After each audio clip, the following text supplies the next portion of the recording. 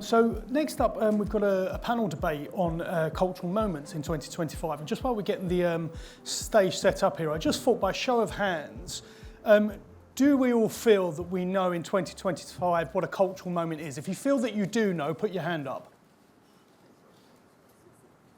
Good, so we know at least then how we're going to start this conversation then.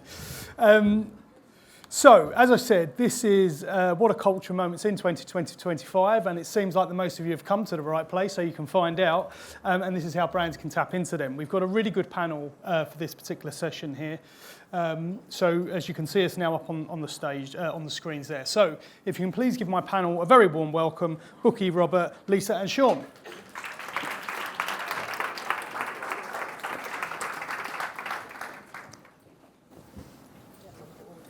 No, not at all. We don't need to go in order.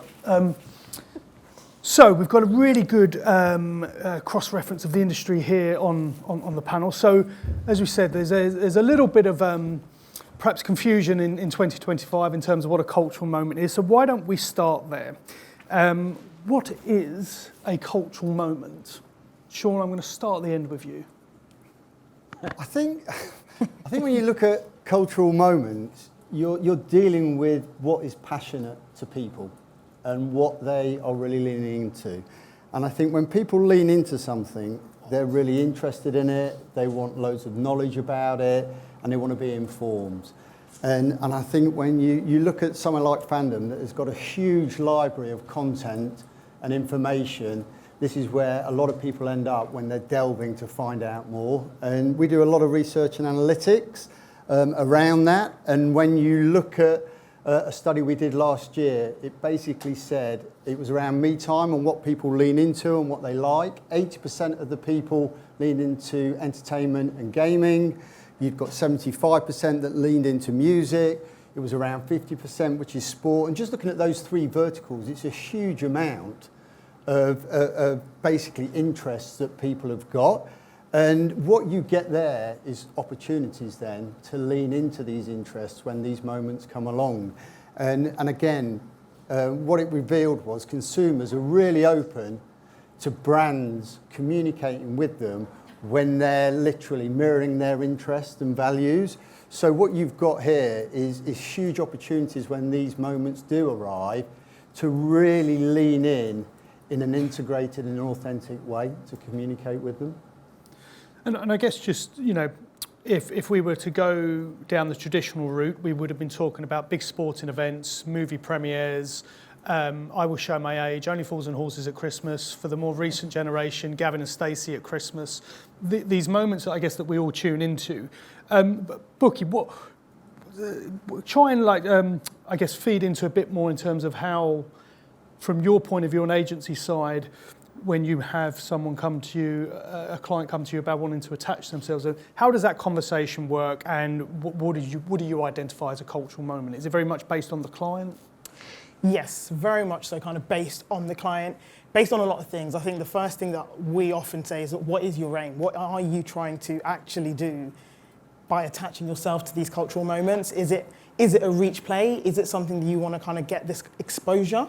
In which case, yes, we might be looking at some of these much bigger kind of traditional cultural moments, whether that is, you know, big sporting moments, or whether that is, as you say, kind of big TV and film, you know, the Minecraft movie, all these kinds of things. So if you're looking for that huge exposure, then yes.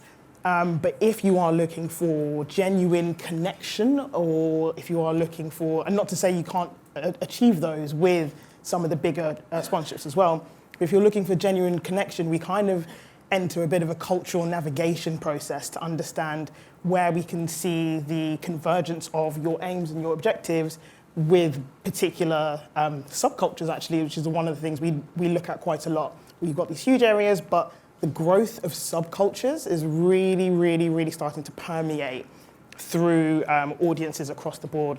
And we're starting to see them being just as impactful, even though technically they're on the kind of long tail side of things.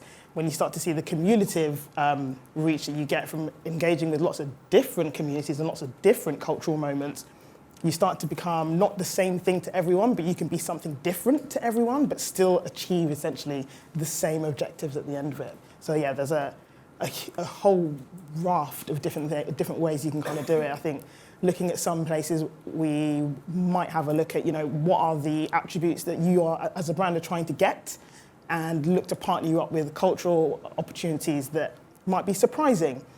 But on the other hand, you might say, actually, we want to enforce our brand values and we want to enforce the things that people understand about us and can participate in those communities, in which case it might be something that's a little bit more on the nose for your brand. But there's huge opportunity, as Shaun was kind of saying, for brands to kind of tap into these and where people are leaning in already. So Lisa, from your point of view with Vodafone, it's probably fair to say that you lean more into those traditional forms of cultural moments. Is that fair? I think, yes, that's fair. Yeah. Tell us a bit about that strategy. Why is it important for Vodafone to be at the heart of some of those big moments? And what are those moments that you tend to attach yourselves to? I think it stems from, I guess, the position we want to play within our industry and within, I guess, the world of brands for the UK. Vodafone is the oldest brand within our industry. Vodafone celebrated its 40th birthday last year. And here's a cake to celebrate that. Yes, and the very first phone call on a mobile phone was done on the Vodafone network. So we have a history and we have quite an iconic heritage. So the role that sponsorship plays for us is it allows us to align with other British iconic brands. So we build our association through those partnerships as being a part of British culture. So that's why you'll see us sponsoring things that we believe are big and significant in British culture, like Wimbledon, like Six Nations, like Glastonbury. Okay. And if I was to push you a bit more on the why, like what is it, why do you feel that's important, and what is it that what do you get from it? What is the strategy that you want to get from it? The why is because the properties that we sponsor are part of British culture, and people feel very passionately about them. They create really strong fandom, but that fandom, in our case, isn't niche. It does literally reach millions because they're televised events. If you think about Wimbledon or Six Nations, they are watched and enjoyed by many people in our culture, and it's kind of important for us to be aligned with them because we see that when we're present with big brands, with really valuable IP, it drives our brand forwards as well. So we get greater brand consideration, especially amongst fans of the properties that we sponsor, and we can read that. We can see a significant difference amongst the fans of the property sponsor versus the nat rep when we are especially when we're in flight with our sponsorship program, during those events. Okay. And everyone in the audience, if you do start having to think, if you've got questions, because we will come to you, and we'll push a bit more, I guess, on what good looks like, what success looks like. But Rob, I'm going to come to you, I guess, on that reach piece, because I guess where you sit is where reach has now expanded. There were already big moments beforehand where we would all sit around the TV and watch it once upon a time. If you explain a bit more where you sit in that ecosystem and what that means, and I guess that leads us into, do these moments become more accessible now, where they once upon a time maybe weren't? Yeah, I think that's a great point, actually, Steve. I think, outdoor TV's been around for quite a few years now, but it's just starting to get attraction. I think the word that we would use is enlivening spaces. So we will put up these big, huge screens that will capture those cultural moments, like Lisa was saying, that the English expect to see, like Wimbledon. I'm pleased to say that there's not going to be a lull this year in the sport because you've got the Women's Euros, you've got the Women's Rugby World Cup. And I think those on their own will become cultural moments. And then, coming back to Lisa's point, you can badge those and spend a lot of money on broadcast, but how can other brands that don't have those bigger budgets, yes, you could spend £100 on a spot campaign via TV, but actually, if you made that 50k and you spent 50k sponsoring or engaging with some of our sites, for instance, up and down the country, that's when not only have you got the badge and the reach, but you can engage and be there hand to hand. I think Ed made a valid point on his presentation earlier. The US do it really well. Naming rights is fine, but it's how do you take that one step further? It's having those branded deck chairs in front of those screens. If you're an FMCG advertiser, being able to put a can of sampling drink in that person's hand there and then, for instance. And I think, like coming back to your point, it's making the budgets work harder and smarter, not harder. Do you know what I mean? So, coming back to Bukky's point, this is where, unfortunately, you have that big thing where you start, and is it mass reach? And then what's the next layer down? Then, well, how are you going to engage with them? Yeah, you've done the association, but what do you want to get out of it? How do you engage with them on that level? And as we all know, social media is great for doing that. And for people like ourselves, we've done a lot of collaboration with specific partners, whereby we'll collaborate with Lad Bible, who are great at what they do, engaging with the consumers there and then at watching the sport that they're doing. And again, brands can tap into that via Lad Bible, ergo getting the exposure on our screens. So there's a nice triangle that goes on there as well. So I think, brands more than ever can access these big sporting moments and not have to spend hundreds of thousands of pounds on ITV to be associated with that. And I think just to add to that quickly, because there were some good points that you made there. There's been the explosion in social media in terms of what that does and what that delivers now. If you go back to Barbie, that exploded a few years back, and I think they counted about 100 collaborations around that. You go back to last December when Wicked launched at the cinema, and they counted about 400. So just from that, you can see how this whole space is moving, how it's evolving, and how brands are learning different ways in order to lean in. And it's not just those, what I would call traditional means that have been around forever while media's been there. There's all these other forms where you can lean in at a far more cost-effective level. Maybe, Shaun, you'd be a good place to start with my next question is, who creates a cultural moment now? I mean, once upon a time, it probably would have been set by a TV schedule, arguably, or a movie schedule. But if we're in a different landscape now, who decides what is a cultural moment? I think, and I touched on it earlier, if you look at Fandom, we've got so much data and analytics at our disposal for people coming onto the platform and what they're looking at and what they're consuming. And again, although we can't necessarily predict it 100%, what we can do is make educated, informed guesses as to what we think might be big across a year. So when you sit down, there'll be big films that launch, and again, there's big films that are coming down the pipe that historically have performed well. Even on Fandom, a lot of traffic has come to the site when they've been moving towards launch date. They've got comics and other areas that literally expand the whole interest area as well. So I think from that perspective, you can really get a sense of what might work, but then you can never totally 100% predict how big it's going to be. And again, Minecraft launched earlier the other month, and the trailer drop didn't perform that well, but then it's got in cinema and it's really gathered pace, and McDonald's are rubbing their hands now going, this is brilliant, we're really glad we're part of it. But at the start, you could have gone, oh, McDonald's will be probably thinking, have we done the right thing here?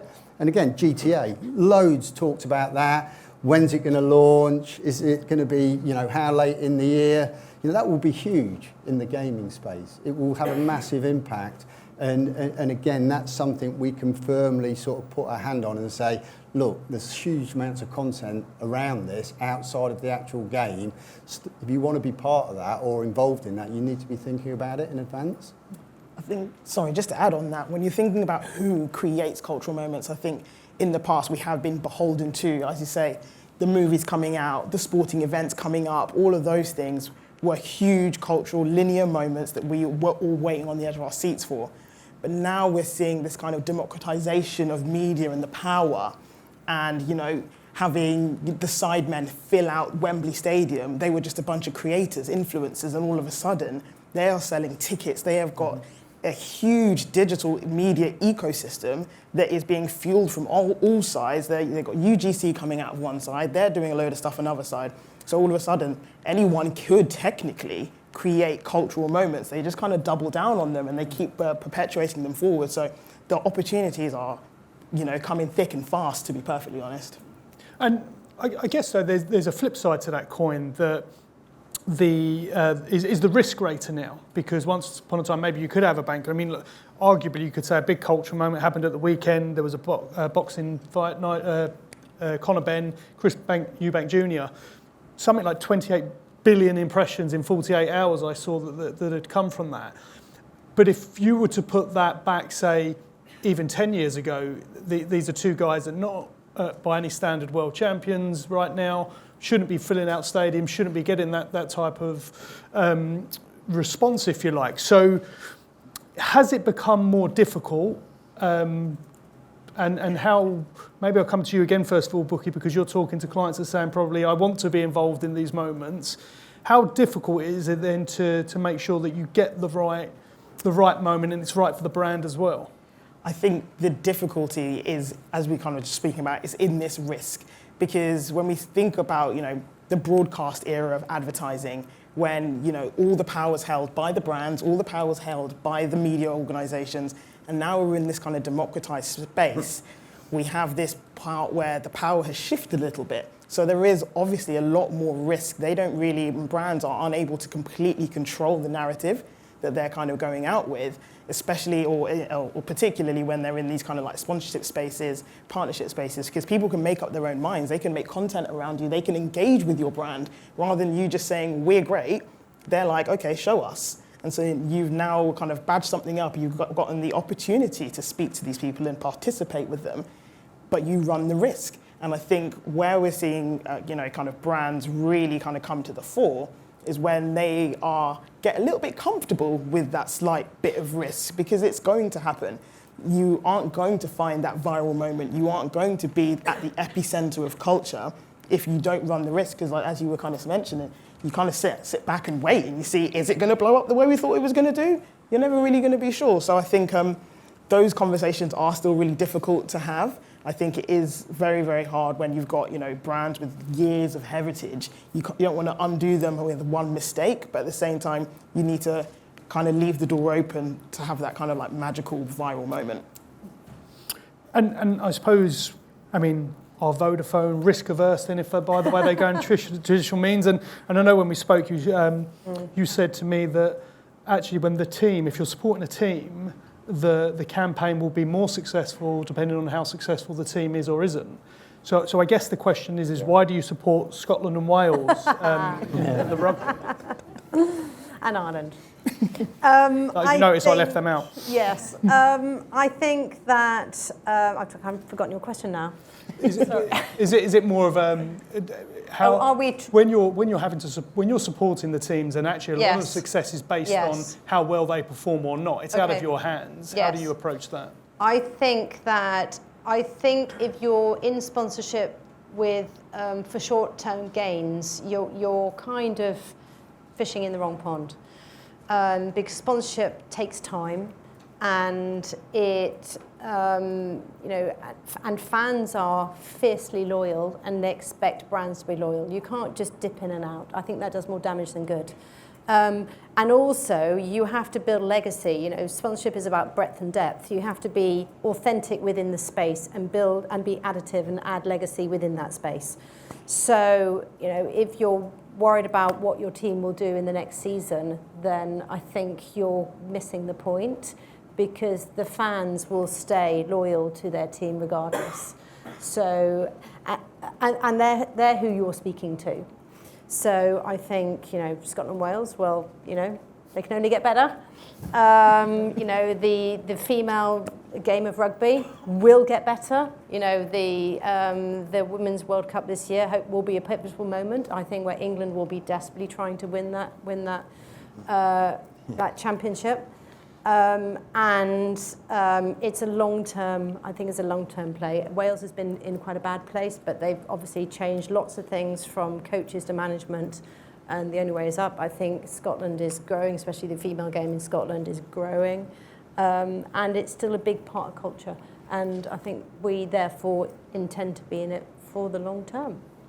I also think, to that point, I know you mentioned Wales there, who have obviously struggled a little bit in past times, but I think one thing that's really important to fans is seeing those brands that stick it out, because it could have been very easy for Vodafone to say, it's not going the way we want it to go, and then dip out of it.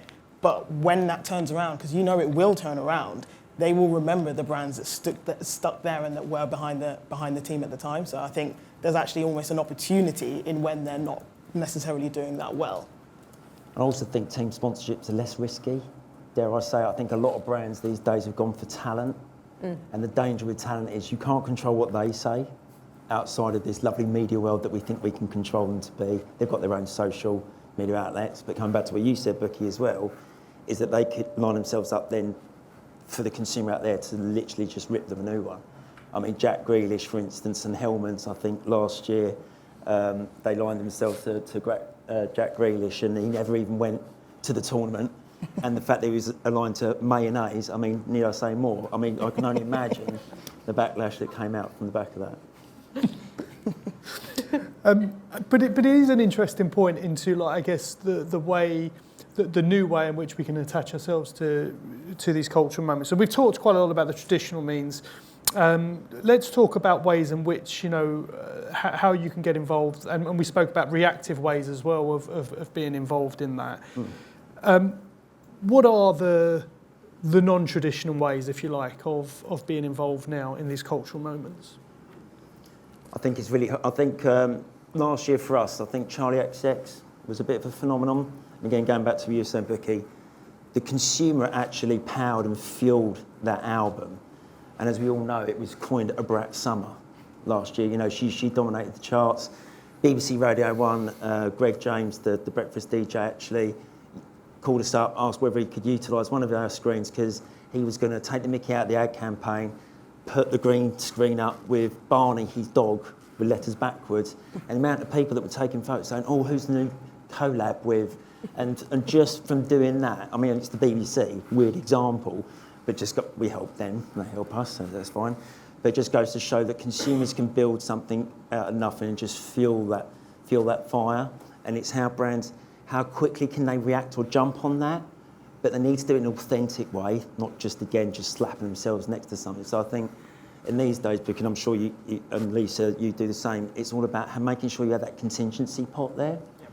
Because you never know what might happen from sponsoring that team, that something might propel, or they might get through to the final, and therefore you need to buy those extra spots, whatever it may be. I think we talk about mindsets as well, and I can't talk because I'm not a client, Lisa, but it's having that mindset that we are going to take a bit of risk here. We are going to put a pot aside that hopefully we'll spend. And again, I don't think when you see, whether it's Specsavers or someone really jumping on something really, really quickly, that's not something where they've gone, quick, let's go. They've sat there and gone, right, this is our strategy. This is what we're going to do. This is where we think those moments might happen. And this is where we're going to lean in and try and take advantage of that. So I think even though it looks reactive, there's a lot of planning, I think, that probably goes into that. Just in case anyone doesn't know what you're referring to, what is it that Specsavers did? Because I know that you mentioned that when we spoke, that you like... Well, I mean, in football, when there's been a bad refereeing decision, or even rugby, whatever the sport is, and then suddenly the ad that pops on the screen straight after in the commercial break is, oh, ref should have gone to Specsavers. It's those kind of things. And again, it looks like, how did they do that so quickly? But it's planned. They've sat down and... Recleys did the same thing. I think they went out on a limb, they created a 60-second extra time advert in the vain hope that there would be games that went into extra time. To come back to your point, yes, for the consumer, it seems that it's reactive, but there was a little bit of pre-planning, and dare I say it again, a little bit more creative budget put to one side to do that, in the vain hope that it was going to go out. Luckily it did, and then they get the ROI on it, but it's risk. Oreos did it in the Super Bowl when the lights went out, you can still dip in the dark. It's those things where they've obviously got the team in place and the budget in place to react quickly. But can sport be tongue-in-cheek like that? I think it does depend on the sector as well. It's all right if you're Paddy Power, they're synonymous for taking the mickey out themselves, putting themselves there, very tongue-in-cheek, very good. Arguably, could Vodafone take that risk, Lisa? Yeah. Well, I think, this might sound like a cop-out, but you have to do what's authentic for your brand. There in certain sectors, irreverence is the brand, and it's an expectation of the brand. In other places, whether it's financial services or dare I say, in my sector, trust is really, really important. We're now an FCA regulated industry, so we can't turn advertising around in a day, let alone an hour. And probably it's not the kind of behaviour that people want from us. So that's why I think, certainly for Vodafone, having a clear strategy based on, fan categories that are authentic to the brand, and digging deep in those categories to be very culturally relevant for the people who have a passion for that, either that sport or that, say, something like Glastonbury, that kind of property. That's how we play. I think the only exception at Vodafone is we also have a youth brand called Voxy, and that's probably a space where we definitely take more risks. We're not necessarily the experts, so we work with experts. So, for example, we work with Bauer and Kiss FM, we work with Lad Bible. So we work with partners that can help us build the right kind of content in a space in an authentic way. And you mentioned Robert ROI. What are you measuring, Lisa, in terms of what success looks like then for Vodafone? Do you have a set of measurement metrics in place? Yes, from the biggest to, which is the most obvious one, awareness. If people aren't aware that we sponsor a property, then that's the number one point of failure. Through to, so that's obviously what we're continuing to drive. Through to brand consideration. Is it stronger amongst people who are aware that we're a sponsor, or the fans of that property and are aware we're a sponsor? Then through to very traditional return on ad spend and return on sponsorship spend that you can now measure through econometrics. So we very much make sure that we can prove to the business that that it's paying for itself, it's paying back, and it is adding value. I think there are some other kind of new metrics that are kind of coming out, more so just on the kind of like the marketing. So rather than like the business kind of metrics that you'd need to report to your CFO, I don't think he'd be very interested in the share rate that I'm about to talk about. But I think when you're talking about the new ways we're starting to integrate, so the new types of content, whether that is influencer content, that shoulder content that kind of sits around the property that you're sponsoring. When we're seeing, the likes of Meta saying that their algorithm now is preferring share rates and view-through rates and comment rates over like impressions and likes. So we start to think about those metrics and start using those as an initial measure of success that will then obviously ladder up into much bigger and more important measures of success. But when you're looking to activate around these kinds of things, you now start to think, what's going to make people share this? What's going to make people send this in WhatsApp? What's going to make people send this on all other platforms? Because those are now starting to become more and more important measures of success for activity like this. I think that's fair. And building on that social sentiment, we still measure social sentiment. Is it predominantly positive or negative? And what you find is the more you can create positive social sentiment, the more that takes over, and it sort of manages to dampen, any negative sentiment. Okay. We've got about 5 minutes left. Were there any questions that anyone had here that they might want to put to the panel? Very nice, I promise. Hopefully not what is a cultural moment, because I may have not read the book. Well, okay, look, we were gonna kind of finish with looking at what the one piece of advice would be that you'd give to any brand or anyone working on behalf of a brand, what they might want to consider when looking at a marketing strategy around a big cultural moment.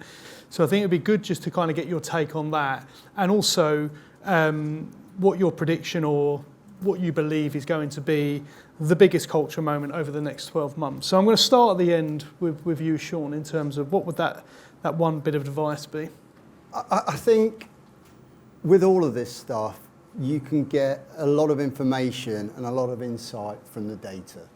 And I think if you're a brand that you want to lean into potentially one of these moments or one of these areas that you think is going to get momentum across a year, you've got to be really, really clear of what you're looking to achieve, what your budget is in terms of how far that can take you in terms of where you lean into, and from the outset have real clear metrics that you've got in place that will determine whether it's successful or not. And I think with all of these things, a lot of advertisers initially will dip into areas that they're not necessarily familiar with at that certain point, but then they will learn, they'll grow, and with that develop as they move forward. So from that side of things, I think that's a clear structure that you need to be adopting.